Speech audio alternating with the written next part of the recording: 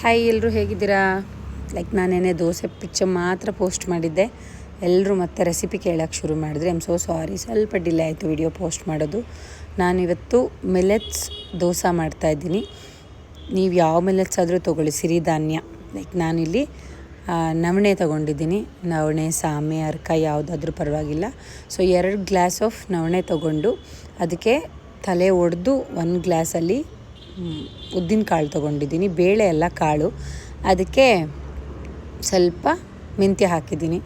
ಅದನ್ನು ಚೆನ್ನಾಗಿ ತೊಳೆದು ನೆನೆಸಿಟ್ಕೋಬೇಕು. ಮಿನಿಮಮ್ 5 to 6 hours 6 hours ನೆನೆಯೋಕೆ ಇಡಬೇಕು.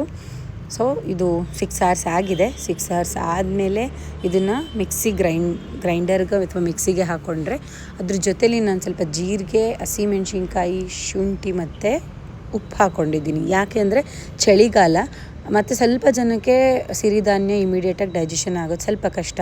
ಹಾಗಾಗಿ ಸ್ವಲ್ಪ ಈಸಿ ಡೈಜೆಷನ್ ಆಗಲಿ ಅನ್ನೋ ರೀಸನ್ಗೆ ನಾನು ತೊಗೊಂಡಿದ್ದು ಇಷ್ಟು.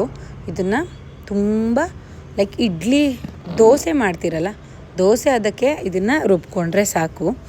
ಇದನ್ನು ಚೆನ್ನಾಗಿ ಗ್ರೈಂಡ್ ಮಾಡಿ ಅದನ್ನು ನೋಡಿ ನಾನು ತೋರಿಸ್ತಾ ಇರೋ ಕನ್ಸಿಸ್ಟೆನ್ಸಿಲಿ ಮಾಡ್ಕೊಳ್ಳಿ. ನೀವು ಇದಕ್ಕೆ ನೀರು ಮಿಕ್ಸ್ ಮಾಡ್ಕೋಬೇಕು. ಬೆಳಗ್ಗೆ ಮಾಡ್ಕೊಳ್ಳೋಣ ನಾವು ದೋಸೆ ಹಾಕೋವಾಗ. ಸೊ ಇದನ್ನು ಒಂದು ಕಂಟೈನರಲ್ಲಿಟ್ಟು keep it for a whole night.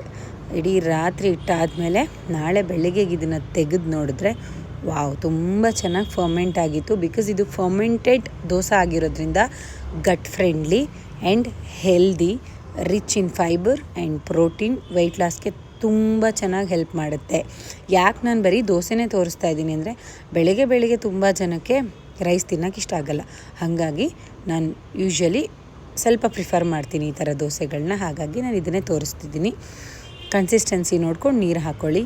Dosa ತವ ಇಟ್ಟು ಈ ಥರ ನಿಮಗೆ ಕ್ರಿಸ್ಪಿಯಾಗಿ ಬೇಕು ಅಂದರೆ ತುಂಬ ತೆಳುವಾಗಿ ಹಾಕ್ಕೊಳ್ಳಿ. ಇಲ್ಲ ಅಂದರೆ ಇಟ್ಸ್ ಓಕೆ, ನಿಮ್ಗೆ ಹೇಗೆ ಬೇಕೋ ಆ ಥರ ದೋಸೆ ಹಾಕ್ಕೊಂಡು ಮೇಲೆ ನಾನು ಯಾಕೆ ಎಲ್ಲ ಕಡೆ ತುಪ್ಪ ಹಾಕ್ತಿದ್ದೀನಿ ಅಂದರೆ ನಾನು ಇದನ್ನು ಪಾವನಿ ಕೊಡ್ತೀನಿ, ಹಾಗಾಗಿ ತುಪ್ಪ ಹಾಕ್ತೀನಿ. ನಿಮಗೆ ಬೇಡ ಅಂದರೆ ನೀವು you can use oil, any oil. So dosa ತುಂಬ ಕ್ರಿಸ್ಪಿಯಾಗುತ್ತೆ. ಇದ್ರ ಜೊತೆ ನೀವು ಯಾವುದೇ ಚಟ್ನಿ, ಗ್ರೇವಿ ಏನಾದರೂ ಮಾಡ್ಕೊಂಡು ತಿನ್ಬೋದು. ಗೋಲ್ಡನ್ ಬ್ರೌನ್ ಬರೋ ಅಷ್ಟು ದೋಸೆ ಬಂದರೆ ನೋಡಿ, ಫೈನಲ್ ದೋಸೆ ಈ ಥರ ಇದೆ. Rich in protein, rich in fibre and ಜೊತೆಲಿ ಸೌತೆಕಾಯಿ, ಬೀಟ್ರೂಟ್ ಯಾಕಿದೆ ಅಂತ ನಾನು ನೆಕ್ಸ್ಟ್ ವಿಡಿಯೋಲಿ ಹೇಳ್ತೀನಿ. ಬಿಕಾಸ್ ಇದು ನನಗೆ ಯಾವಾಗಲೂ ಬ್ರೇಕ್ಫಾಸ್ಟಲ್ಲಿ ಇದ್ದೇ ಇರುತ್ತೆ. Thank you so much. Thank you.